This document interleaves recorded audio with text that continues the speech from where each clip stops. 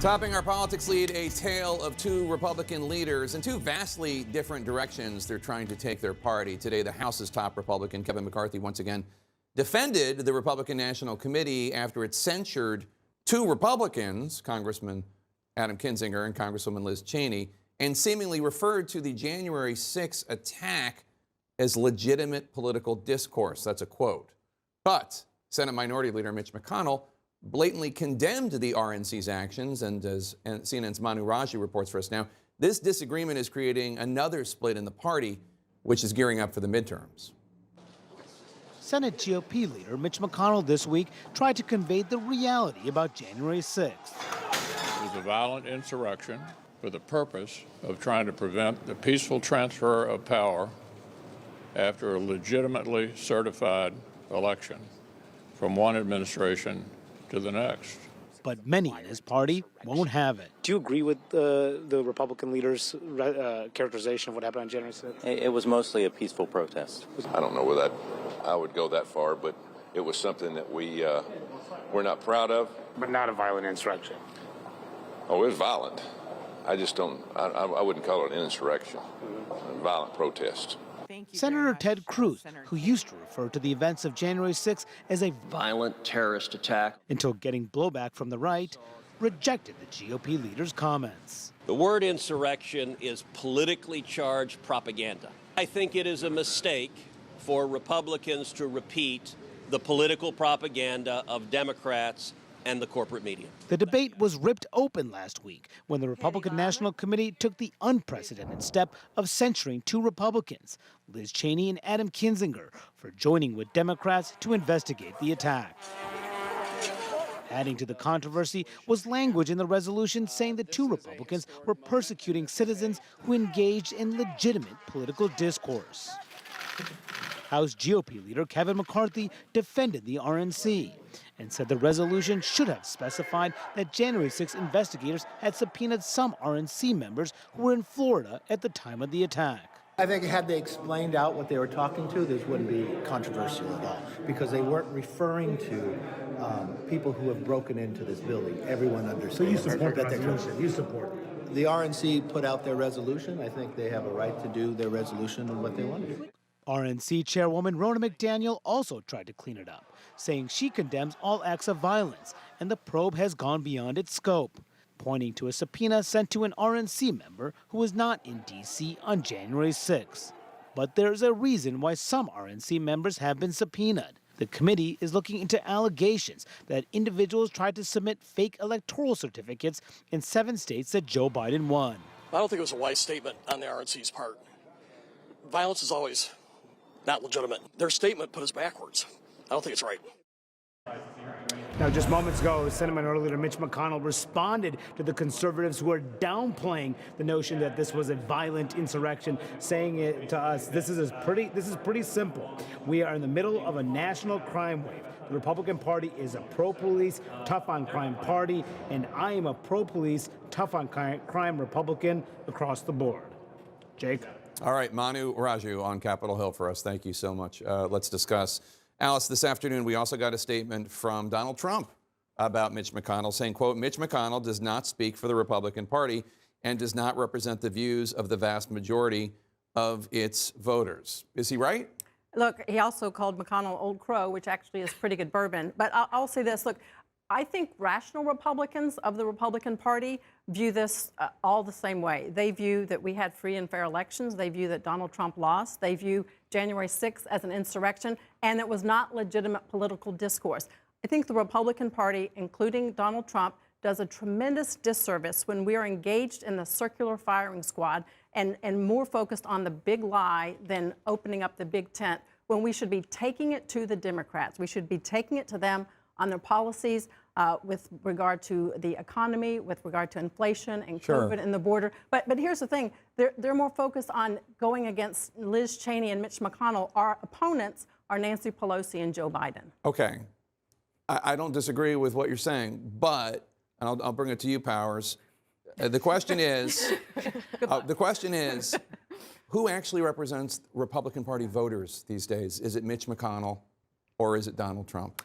Well, You know, I mean, she talked about rational Republicans. That's what I was going to say. What percentage of the Republican Party? A large Party? percentage of Republicans, unfortunately, do believe the big lie, right? So I think it's probably fair to say that rational people don't believe that, but a lot of Republican voters do believe that. And so I would actually argue that Donald Trump probably speaks a little bit more for the voters, at least the base of the party.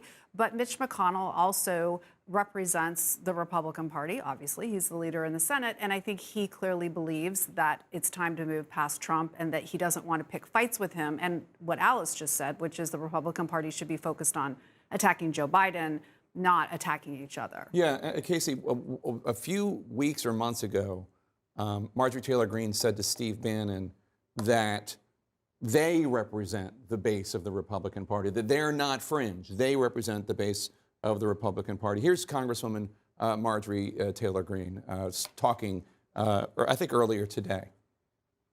Not only do we have the D.C. jail, which is the D.C. gulag, but now we have Nancy Pelosi's gazpacho police spying on members of Congress, spying on the legislative work that we do, spying on our staff, and spying on American citizens that want to come talk to their representatives.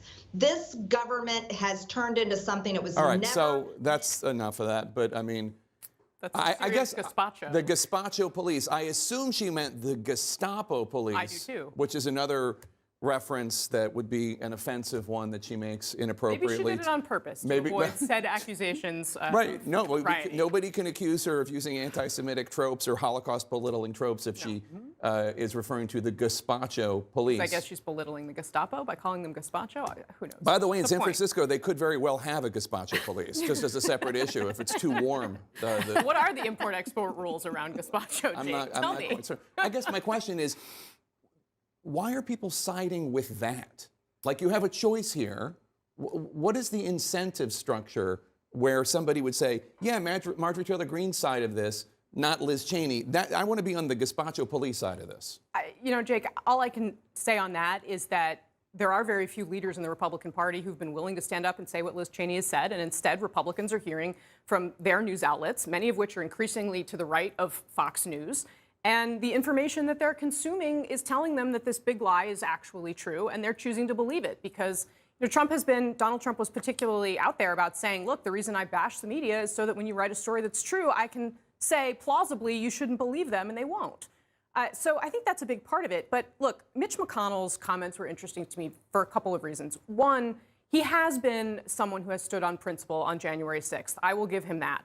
But he never does anything if it doesn't line up with his ambitions to retain power, both inside the Senate as the majority leader, and that means worrying about how his senators feel, but also worrying about how the electorate feels. And he knows that so long as Republicans are having this fight, and they are literally divided. They are divided into two different groups. There is the base of the party, the furthest of which are with Marjorie Taylor Green, and then there are a lot of people who are alienated from Donald Trump's party and who want an alternative.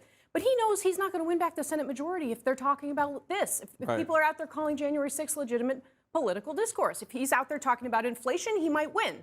So that's, I think, part of why he went out and did this. And I don't think we should lose sight of that. And that talks about where the country is as a whole, as opposed to just the Republican Party itself. What's your take on this? On a more granular level, because I think you're hitting on a very important point right now, you have to look at who in his caucus also is up for re-election. When you have senators like Lisa Murkowski, who was just talking to you the other day about this, who is up for re-election, and she often is out of line with what Donald Trump says, and you want your senators and your caucus to trust you and get re-elected. Her opponent is a Trump-endorsed Republican. So that's one thing that he may be taking into consideration. But when you asked what the incentive is, though, for people to take this argument, what wins in a House race is not the same as wins statewide in a Senate, in a primary in a House race, or what wins statewide in a Senate race. Those are not the same argument. And so it may be beneficial for some House Republicans or Kevin McCarthy to take one side of this issue that does not make sense for a senator who's up for re-election who's a Republican or Senate candidate. Well, and speaking of primaries, there's also the factor that many are keeping in the back of their minds. They realize if they stick their head too far out of the foxhole, they're going to be knocked down by Donald Trump. So mark my word, after the filing deadlines in a lot of these states where people realize, hey, I don't have a primary opponent and Donald Trump cannot put one in against me, then we're going to see, I believe, a lot more people coming out saying, let's stop talking about the past and let's start talking about the future. And that's going to happen after these filing deadlines. I want to show something to you, Alice, just to make you feel better. Here is Alabama Governor Kay Ivey. She's up for re-election. And here's her new ad. And she takes on Joe Biden the way that you wanted to, in a creative way. Take a look. Growing up, my mom and dad told us, if you can't say something nice, don't say anything at all. Well, here's what I have to say about Joe Biden.